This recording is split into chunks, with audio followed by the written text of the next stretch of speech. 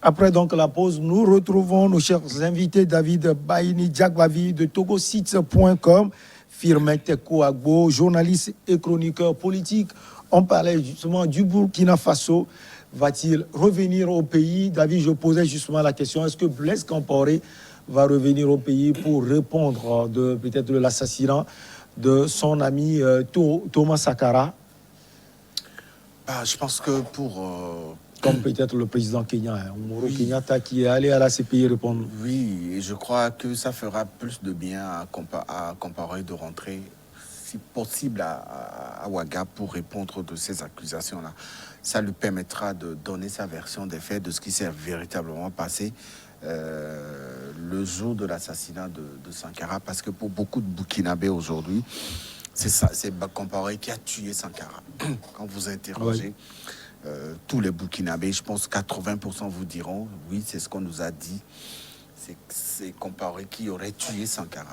Alors, s'il n'a rien à voir avec ce dossier, je pense qu'il en va aussi dans son intérêt de rentrer chez lui, c'est son pays, et de rentrer, d'aller répondre devant les autorités judiciaires. Maintenant, s'il a peur, pour certaines raisons qui peut-être peuvent échapper au contenu judiciaire de ce dossier-là, je pense qu'il peut formuler des exigences, où il peut demander, il peut introduire des doléances auprès du gouvernement burkinabé pour disposer de certaines garanties relatives à sa sécurité, à sa survie et à tout ce qui peut suivre.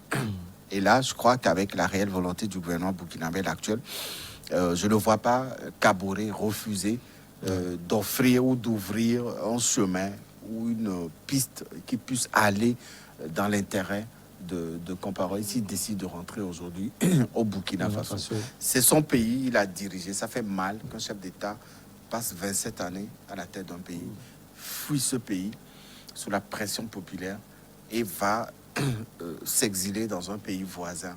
Ça fait très mal. Vous ne pouvez plus revenir dans votre pays. D'autres l'ont compris. Ils ont été assez courageux. Ils l'ont fait. Vous parlez tout à l'heure du président Kenya, qui, ne se reprochant de rien, a répondu à cette convocation de la CPI. Il est allé, il a dit ce qu'il avait à leur dire. Les juges ont tranché.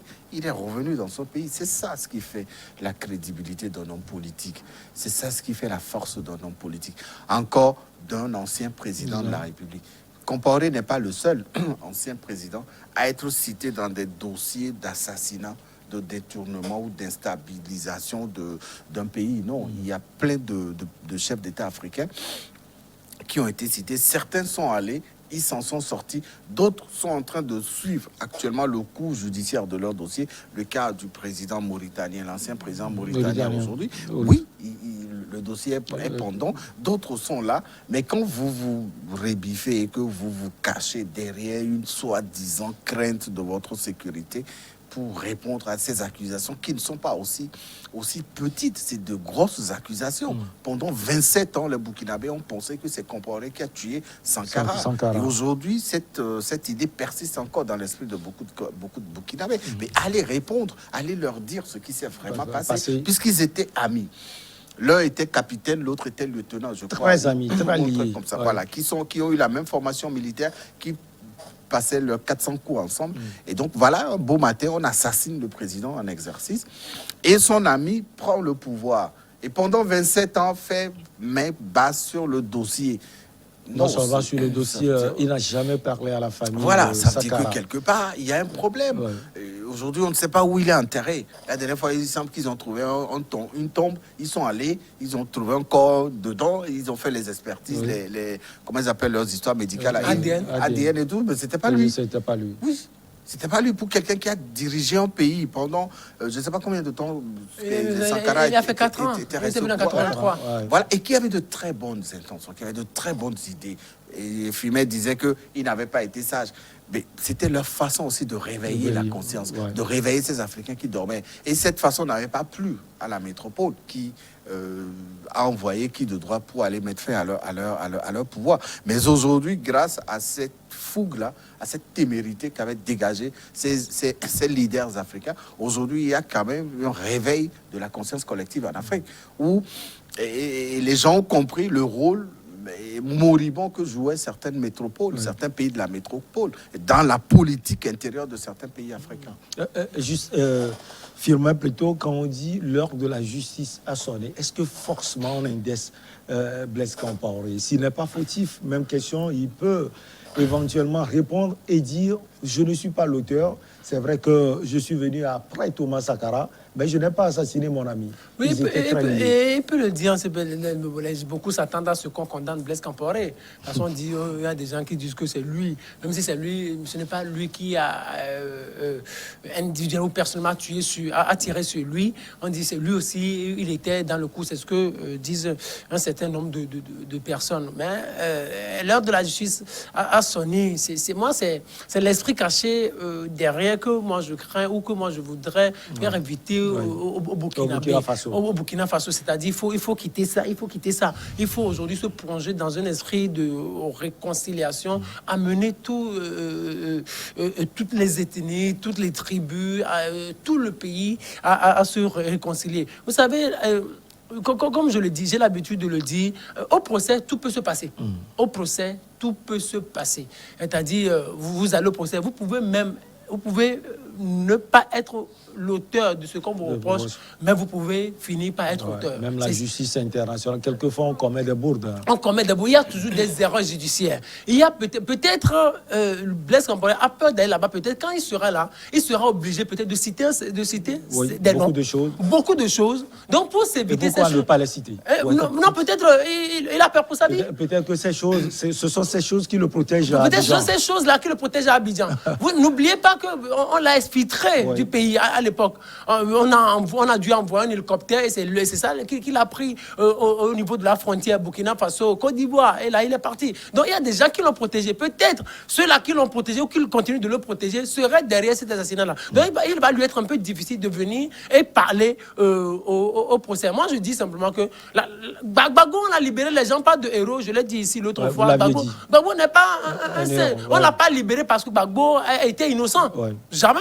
Gbagbo n'est pas innocent. Il y a des milliers de personnes qui sont mortes en Côte d'Ivoire. Les responsables, c'est les Gbagbo. Les responsables seraient les Gbagbo, les Soro, les Bédié, les Ouattara et d'autres. La responsabilité est partagée. La responsabilité est partagée. La CPI, on n'allait pas libérer Gbagbo, c'est parce que Gbagbo est innocent ou les gens l'appellent le héros. Quel héros? Quel héros? Gbagbo n'en est nullement un héros.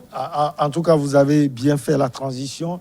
Ce pays, David le disait tout à l'heure, la seconde nation du président Blaise Compaoré. On va donc parler de la Côte d'Ivoire avec l'explosion au passage d'un camion de la gendarmerie dans le nord du pays. Un engin a explosé sans faire de victimes au passage d'un véhicule de la gendarmerie ivoirienne à Kafolo, près de la frontière avec le Burkina Faso. Théâtre récemment d'une attaque et enfin 2 morts, a annoncé l'armée ivoirienne. David s'inquiète parce que, comme je l'ai dit tout à l'heure, il y a eu tellement de choses là-bas qui sont passées tout récemment et il y a eu des victimes et le passage d'un camion de la gendarmerie nationale a occasionné sans doute une explosion. Bon, rien n'inquiète.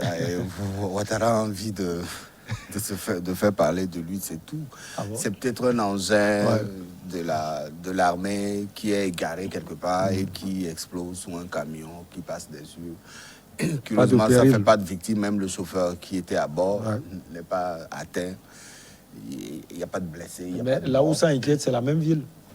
Pas la même ville, oui, il n'y a eu que 2 morts. On a dit que c'est des attaques terroristes. Vous avez déjà vu les attaques à Abidjan? Vous avez vu les attaques de Bouaké? C'est Bouaké. Voilà, il y avait une ville aussi à Abidjan, en Côte d'Ivoire là-bas qui avait été attaquée. Vous avez vu les attaques à Ouagadougou, à Paris, à Washington, aux États-Unis, etc. Les rebelles, les terroristes viennent tuer juste 2 personnes dans une petite ville et ils repartent tranquillement. Et puis 2-3 semaines après, on dit qu'un véhicule de l'armée a sauté sur une mine ou c'est pas un objet explosif. C'est pas ça ce dont ont besoin les Ivoiriens. Les Ivoiriens ont besoin de savoir où en est la réconciliation aujourd'hui. Les Ivoiriens ont besoin de savoir si Gbagbo va revenir. Oui, Gbagbo va revenir. Va revenir. Le président Ouattara l'a dit. les élections sont déjà passées, et tant mieux, Ouattara est revenu au pouvoir, c'est pas grave. Mais derrière, il y a d'autres besoins fondamentaux. Et ce n'est pas un camion ou un véhicule de l'armée qui saute sur une mine qui est égarée. Moi, j'appelle ça, c'est de l'égarement. C'est une mine qui est tombée peut-être d'une cargaison qui passait et qui est restée là-bas. Le camion est passé dessus après quelques jours et le camion, on dit qu'il y a eu... qu'une mine a explosé. Il n'y a même pas eu de victimes. Quand des mines explosent, on sait comment ça se passe. Voilà, et donc c'est une alchimie, une sorte de gymnastique à laquelle Ouattara pensait pour faire distraire les Ivoiriens et pour les détourner peut-être de leurs réelles exigences. Et voilà, pour dire que voilà, nous sommes en train de sécuriser la zone et tout. Bon. Oui, oui, Gbagbo et Blé Goudé vont revenir dans leur pays. Le président Alassane Dramane Ouattara l'a d'ailleurs dit, mais ils vont revenir, mais il faut également la sécurité dans le pays. Et visiblement, avec l'explosion, là, les Ivoiriens commencent pas à avoir peur. Ça peut être un fait anodin, mais en politique, rien n'est à négliger. Rien n'est à négliger. Peut-être c'est un signal. C'est un signal peut-être que d'aucuns peuvent juger minime, mais qui est très fort. Qui est très fort. Dans la mesure où c'est au nord. Le nord a été très difficile pour les Ivoiriens pendant un certain nombre d'années. La rébellion venait du nord. Elle était dirigée par Guillaume Soro. Voilà, vous imaginez. Aujourd'hui, Guillaume Soro n'est plus sur le territoire. Qui a fait exploser le camion? Je sais pas. Déjà lors des événements qui ont engendré les deux victimes, on se souvient, le pouvoir d'Abidjan avait dit que Guillaume Soro peut être derrière cette vous imaginez, et aussi, donc, ces deux victimes, et maintenant, pas d'explosion, c'est là où je voulais en venir. Peut-être on va dire que, en politique, tout est possible, on va dire que oui, peut-être Guillaume Soro, il n'est pas sur le territoire, mais il est en train de manipuler les choses depuis l'international, depuis l'extérieur, et que c'est lui. Donc, si on commence par citer Guillaume Soro comme cela, on veut dire, lui, il a un plan de déstabilisation du pays. Et donc, quand on va parler de la réconciliation, ça se fera sans lui. Donc, tout est possible en politique. Est-ce que ce n'est pas un plan que Ouattara est encore en train de... Pour écarter encore Soro. Mais je pense qu'à l'avenir, tant que Ouattara sera au pouvoir, il sera difficile à Soro de rentrer. Ouattara pourrait permettre à Charles Blé Goudé et à Gbagbo de rentrer, mais à Guillaume Soro, cela sera difficile. Parce que Guillaume Soro a trop parlé. Gbagbo n'a jamais parlé. Vous imaginez? C'est ça un homme d'État. Gbagbo n'a jamais parlé. Il a dit des choses, il a parlé, mais il n'a jamais parlé. Alors qu'il a vu des choses avec Ouattara. Charles Blé Goudé avait beaucoup parlé, maintenant il ne parle plus. Charles Blé Goudé avait beaucoup parlé, maintenant il ne parle plus, il devient beaucoup plus sage. C'est ce que je dis à mon cher ami David, qui ne veut pas me comprendre ce soir. Je ne sais pas pourquoi il ne veut pas me comprendre. Charles Blé Goudé ne parle plus. Maintenant, il a des propos beaucoup plus conciliants, voire qui réconcilie, il tend vers la réconciliation. Or, Guillaume Soro, il est toujours dans une certaine puérilité. Oui, c'est nous qui avons fait ceci, c'est Ouattara qui m'avait demandé de faire ceci. Non, en politique, on n'a pas besoin de ça. Donc, s'il continue comme cela, Ouattara va l'écarter à jamais jusqu'à ce qu'il ne quitte le pouvoir. Et quand on parle du Nord, on parle de victimes. On parle d'explosion. Il faut savoir que peut-être à l'avenir, on va commencer par citer Guillaume Soro.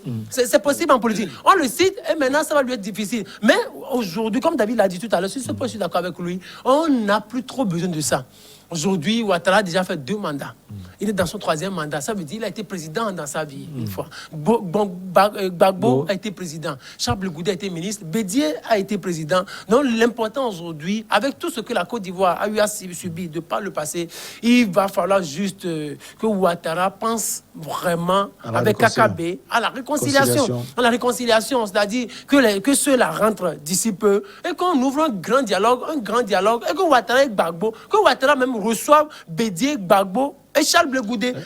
L'image sera formidable. Que les trois surtout se retrouvent et qu'ils disent officiellement que c'est fini. Que les trois disent que c'est fini. Et puis ça va être une certaine beauté politique, quoi. Ça va être tellement beau. Et là, Guillaume Soro se sentira vraiment blessé. David, vous pensez que les gamineries politiques, si on peut le dire ainsi, feront sans doute qu'on peut coller du jour au lendemain c'est ce qui se passe à Kafolo, non, à Guillaume Soro? Non, moi, avant de répondre à votre question, je voudrais apporter une précision à mon ami qui dit que je ne comprenais pas. Oui, je ne le comprends pas, parce que je ne peux pas comprendre Fémin quand il dit que Soro parle, que Gbagbo pardon, et Blé Goudé ne parlent pas. Mais Gbagbo et Blé Goudé n'ont jamais été compagnons de guerre de Ouattara. On ne comprend pas la manière dont ce que je dis en ce qui concerne parler. Gbagbo dit parler, a dit c'est des choses là où il doit les dire, c'est à la CPI. Ouais. C'est ce qui a fait qu'il a été libéré. Et quand on libère un accusé qui passe en jugement, ça veut dire que vous êtes innocent. On n'a rien retenu contre vous comme charge. À moins que je me trompe. On vous accuse. Pas du tout. On vous traduit devant le tribunal. Le juge ne trouve rien comme accusation fondée. Mais On ce vous que libère. Firmin dit, c'est que lors de la guerre en 2010, on ne peut pas dire que... Oui, mais il faut aller chercher les responsabilités aussi de l'autre côté. Ouais. Peut-être que si la CPI va regarder du côté du pouvoir et du côté de la rébellion dans le temps, du côté de Ouattara, peut-être qu'elle trouvera les responsables de ces 3000 morts. Pour le moment, c'est les 3000 morts qui ont amené Gbagbo à la CPI. On le passe en jugement pendant 7 ans. Le monsieur est libéré. Ça veut dire qu'il n'a rien à voir avec les 3000 morts. Même si c'est pour lui que les gens ont tué, même si c'est sous son pouvoir. Et ça, il que faut le des gens ont préciser, tué. c'est pour lui et c'est par lui. Parce qu'à un moment Voilà. donné, les Ivoiriens se disent qu'il avait refusé le verdict. Voilà. Et donc, qui a tué? Il y a eu des échanges de tirs. C'est pas Gbagbo seul qui a pris... Oui, on n'a jamais dit. J'ai dit la responsabilité est partagée. On l'a pas libéré parce qu'il était innocent. Parce que ceux-là qui l'accusaient n'arrivaient pas à prouver qu'il était. Voilà. Donc, c'est à cela que je dis que oui, donc, Gbagbo en était fait, innocent. et moi je dis c'est une décision, C'est votre ça a été une justice accusateur. politique. Si vous le permettez, on va marquer juste une petite pause. On va parler du football togolais avec la démission de Claude Leroy.